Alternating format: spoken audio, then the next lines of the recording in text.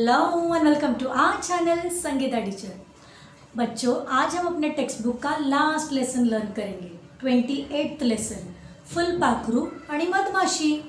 तो ये वीडियो अच्छा लगे तो आपको पता है क्या करना है, लाइक करना है, अपने फ्रेंड्स को तुरंत शेयर कर देना है, और अब तक इस चैनल को अगर सब्सक्राइब नहीं किया हो तो फटाफट करना है। चलिए पूरे जोश और उल्लास के साथ शुरू करते हैं आज का अपना इंटरेस्टिंग लेसन, फुलपाखरू आणि मधमाशी। फुलपाखरू मतलब क्या? बटरफ्लाई जो ब्यूटीफुल होते, ब्यूटीफुल कलर्स के होते हैं। आणि मधमाशी मतलब क्या? हनी बी जो हनी कलेक्ट करने का काम करती है। तो देखते हैं इन दोनों में क्या कन्वर्सेशन हो रहा है, वो दोनों क्या बातें कर रहे हैं, जैसे आप अपने फ्रेंड्स के साथ बातें करते हो। तो अभी इस टेक्स्ट बुक में आपके पेज पर कुछ पिक्चर्स दिए हुए हैं, 2 पिक्चर्स। तो उस फर्स्ट पिक्चर में आप देख सकते हो टेक्स्ट बुक में कि beautiful flowers are shown there, flowers दिए हुए हैं, और एक बटरफ्लाई वहाँ पर घूम रहा है, एक हनी भी एक फ्लावर पर बैठी है। तो अभी ये जो टाइम है ये मॉर्निंग का टाइम है, सकाळी सकाळी एक फुलपाखरू जो आहे तो स्वच्छंदपणे फिरत आहे। स्वच्छंदपणे मतलब एकदम फ्रीली वो यहाँ से वहाँ घूम रहा है। एक मधमाशी त्याच्याजवळ येते। अब ये जो बटरफ्लाई जो है वो यहाँ से वहाँ क्या कर रहा है, घूम रहा है गार्डन में, और उसके पास अभी एक हनी भी जाती है, मधमाशी। अभी फुलपाखरू उससे क्या कहता है, काय ग मधु, इतक्या घाईने कुठे चाललीस? मधु, मधु मतलब क्या? मधुमक्खी, जैसे हम हिंदी में मधुमक्खी कहते हैं ना, आणि मराठीत आपण मधमाशी म्हणतो, इंग्लिश में हम हनी भी कहते हैं। तो वो क्या कहता है उस मक्खी से कि मधु तो घाई घाई ने कुठे चाललीस गा? घाई घाई ने मतलब इतनी घाई में, तुम कहाँ जा रही हो, कुठे चाललीस तू, इतनी गड़बड़ी में, बहुत हरी, शी इज ना हरी। मधु म्हणते अरे मध गोळा करायला। वो कहाँ जा रही है? मध कलेक्ट करने। गोळा करणे म्हणजे जमा करणे, कलेक्ट करना। अभी वो क्या कलेक्ट करने जा रही है? मध। मध मतलब हनी जो बहुत स्वीट होता है। ओके, तो ये हनी कलेक्ट करने के लिए जा रही है। मग आता तिला फुलपाखरू काय म्हणतो, थांब ना जरा, बघ आजची सकाळ किती सुंदर आहे, please wait for some time, थोड़ा सा रुको ना, देखो आज का मौसम कितना सुंदर है, आज की ये जो मॉर्निंग है जो कितनी प्लेजेंट लग रही है। ऐसा कौन कहता है? फुलपाखरू कहता है। किससे? मधमाशी से।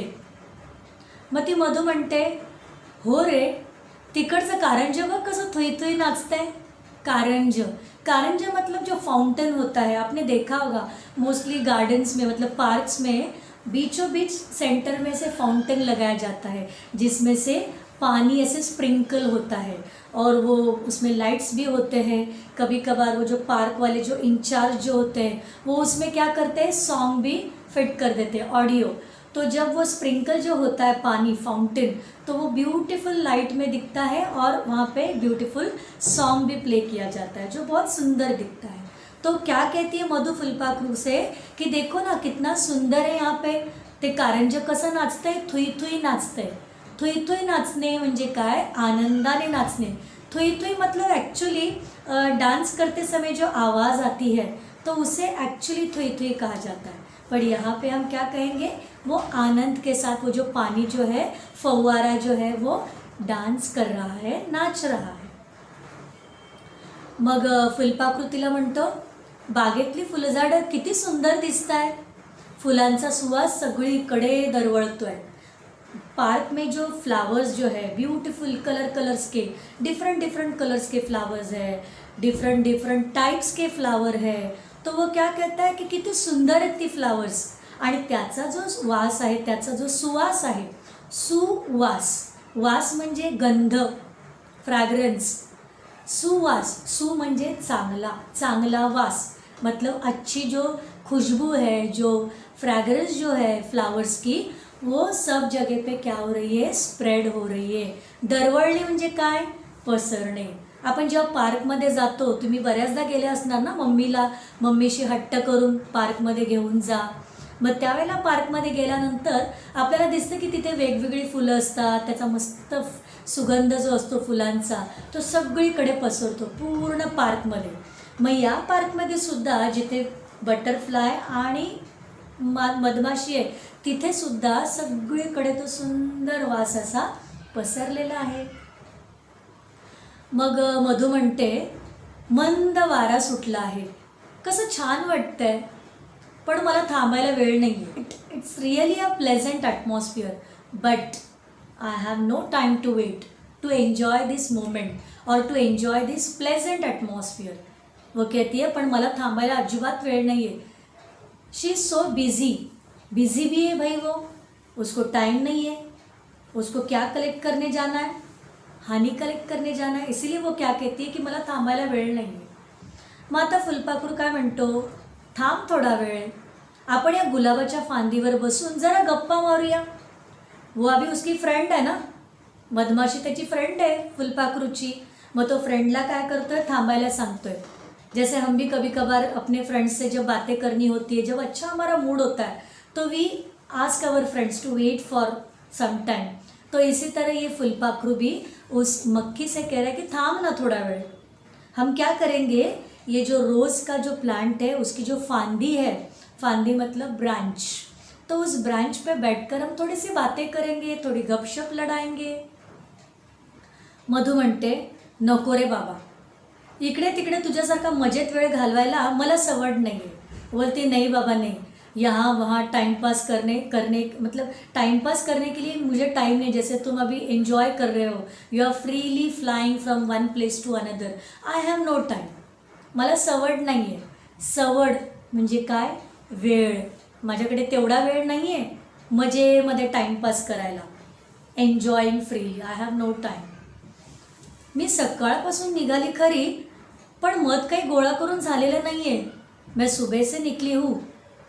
आई started to collect the honey right from the morning से मैंने स्टार्ट किया है, लेकिन फिर भी अभी तक मेरा काम फिनिश हुआ नहीं है हनी कलेक्ट करने का.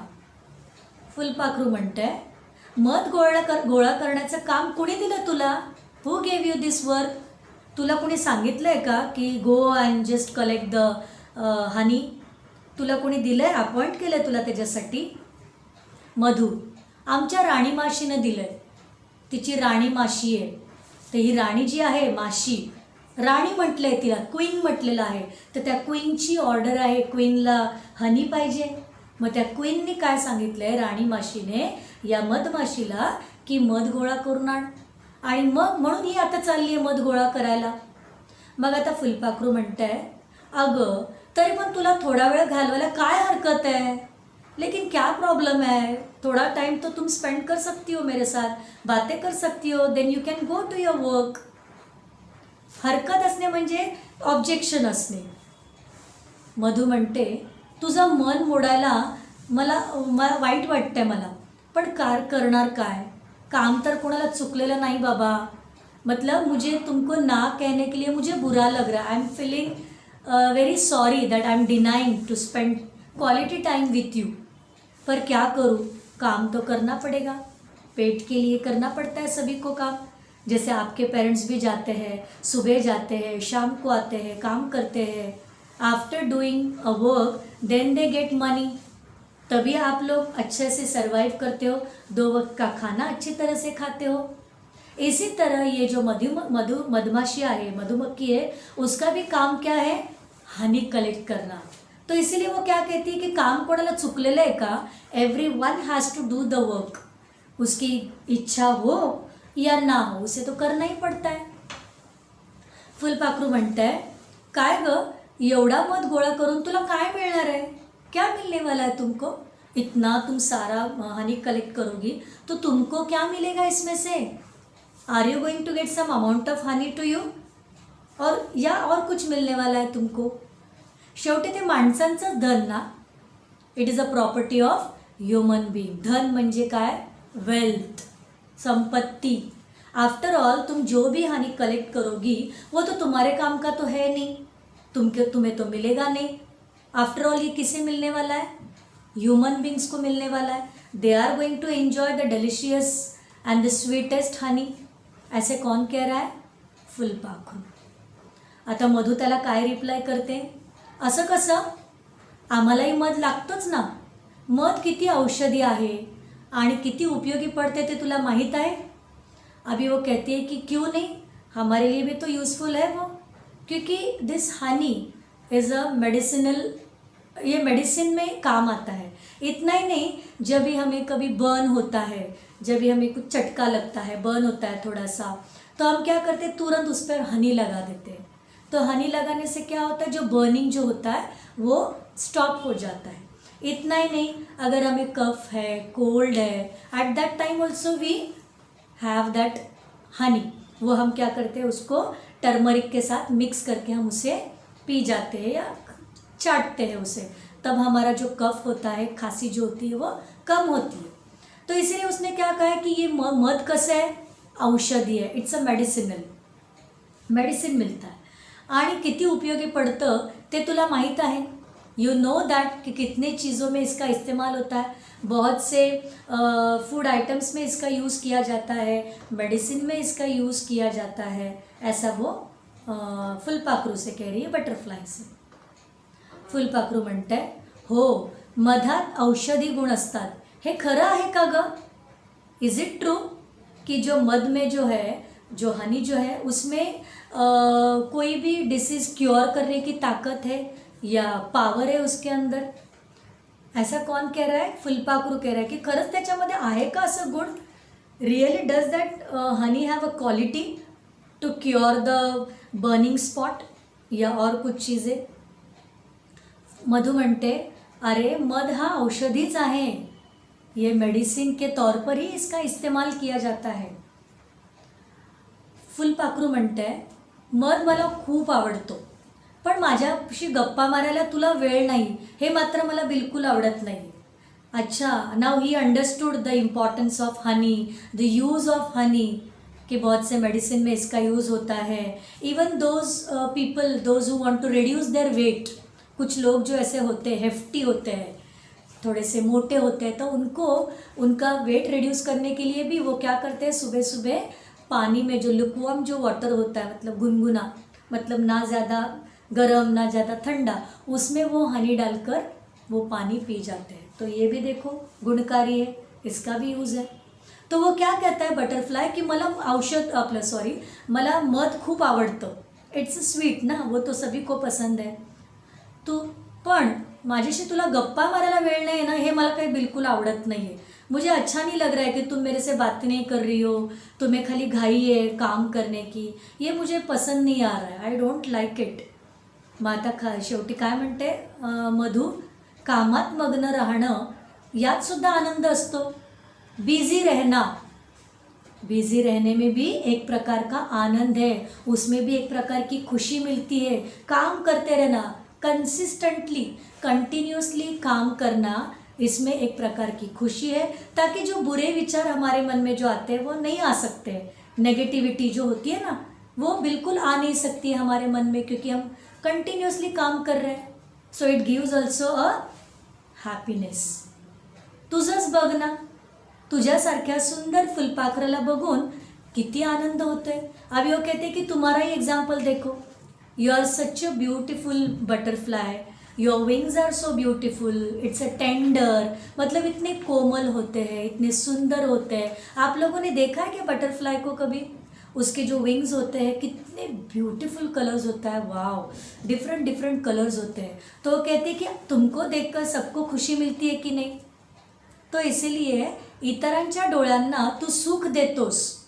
जब भी कोई तुमको देखता है, तुम्हारी ब्यूटी को देखता है, तो लोग खुश हो जाते हैं।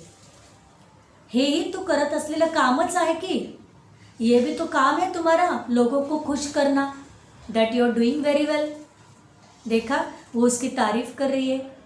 शी is not a jealous on him, वो बिल्कुल भी जेलसी फील नहीं कर रही है कि ब्यूटीफुल बटरफ्लाई है, मैं तो इतनी ब्यूटीफुल हूँ नहीं, लेकिन इतना भी सुंदर ब्यूटीफुल ऐसा बटरफ्लाई है, तो मैं उसकी तारीफ़ क्यों करूँ? वो ऐसे नहीं सोच रही है। She is praising to this butterfly, उसकी तारीफ़ कर रही है कि तुम्हारा भी तो काम कितना अच्छा है, तुम लोगों को खुश कर रहे हो, लोगों की आँखों को अच्छा लगता है तुम्हें देखकर। फुलपाखरू म्हणते खरं सांगू का, तू इतरांना मोठेपणा देतेस तोच तुझा चांगुलपणा आहे। ये तुम्हारे में एक बड़प्पन है, तुझ्यामध्ये हा मोठेपणा आहे। चांगुलपणा मतलब काय? चांगलेपना, अच्छाई। तुम्हारे में अच्छाई है ये कि तुम खुद अच्छी हो, इसलिए तुम्हें सारे लोग कैसे दिखते हैं, अच्छे दिखते हैं। ये तुम्हारा बड़प्पन है कि तुम दूसरों की तारीफ करती हो। ऐसे ह्यूमन बींग्स में होता है क्या? हम तारीफ करने में बहुत बार सोचते हैं, इसकी तारीफ करूँ कि नहीं करूँ। पहले तो हम जैसी फील करते हैं, फिर सोचते हैं कि ठीक है चलो कर देता हूँ, तो थोड़ी सी तारीफ कर देते हैं हम। लेकिन ये बर्ड्स या ये जो मधुमक्खी है वो ऐसे नहीं कर रही है, वो उसकी तारीफ कर रही है, दोनों एक दूसरे की तारीफ कर रही है. मधु म्हणते तसं नाही रे, तुझे विचार खूप चांगले आहेत त्यामुळे तुला सगळेच चांगले दिसतात. तुम्हारे थॉट्स कैसे हैं? अच्छे हैं. You have a positive thoughts, क्योंकि तुम खुद अच्छे हो, तुम्हारे विचार अच्छे हैं, इसीलिए तुम्हें सारे लोग कैसे दिखते हैं? अच्छे दिखते हैं. दिस इज़ ट्रू. हम जैसे भी होते हैं हमें सारी दुनिया वैसे ही दिखती है. अगर हमारे मन में कपट है, छल है, if we are hatred of someone else, if we have the tendency of feeling jealousy of others, तो हमको क्या लगता है सारे लोग वैसे ही दिखते हैं कि हाँ वो भी जेलसी फील करता है, ये भी किसी के साथ हेट्रेड करता है, क्योंकि हम वैसे हैं, हमारे अंदर नेगेटिविटी है, कपट है. तो इसीलिए हम जैसा अंदर से होते हैं वैसा ही हमें बाहर से लोग भी दिखाई देते हैं. तो फुलपाखरू खुद अच्छा है, इसीलिए उसे मधुमक्खी की अच्छाई दिखाई दे रही है, उसके अच्छे गुण दिखाई दे रहे हैं. म्हणून तुला तुझ्यातला मोठेपणा दिसत नाही. मधु म्हणते की तू स्वतः चांगला आहे ना, आणि म्हणून तुला सगळेच चांगले दिसत आहे. तुला स्वतः तू किती मोठा आहे हे तुला कळत नाही कि तुम खुद इतने बड़े हो, तुम्हारे विचार इतने अच्छे हैं, ये तुमको दिख नहीं रहा है. असे म्हणत मधमाशी निघून गेली. फुलपाखरू तिच्याकडे पाहतच राहिले. ऐसा कह के वो जो मधुमक्खी जो थी, मधमाशी जो थी, वो वहाँ से निकल गई. कहाँ गई वो निकल कर? उसको क्या कलेक्ट करने जाना था? मध गोळा करायला तिला जायचं होतं, आणि म्हणून त्याची प्रशंसा करून उसकी तारीफ करके वो अपने काम पर निकल गई. देखा, यहाँ पर she has given more importance to the work. इसलिए हमें हमेशा लाइफ में हमेशा अपने काम को ज़्यादा महत्व देना है. First priority we are suppose to give to our work first. तो अभी आप लोगों का काम क्या है? आप लोग को कहीं भी जाना नहीं है काम करने के लिए, अर्निंग करने के लिए नहीं जाना है, सुबह जाकर शाम को आना है, बल्कि आपका काम है स्टडी करना, हार्डवर्क करना. और जब आप अच्छी तरह से हार्डवर्क करके स्टडी करोगे तो आपको अच्छे मार्क्स भी मिलेंगे, अच्छे स्कोर कर पाएंगे, योर पेरेंट्स विल हैप्पी. तो अंडरस्टूड. तो ये लेसन से, इस मधुमक्खी से हमें एक सीख तो ज़रूर मिलती है कि हमें हमेशा अपने काम को फर्स्ट प्रायोरिटी देनी है, उसका इम्पोर्टेंस हमें जानना है. So I hope this lesson is clear to you. तो मिलते हैं नेक्स्ट वीडियो में, तब तक के लिए बाय बाय.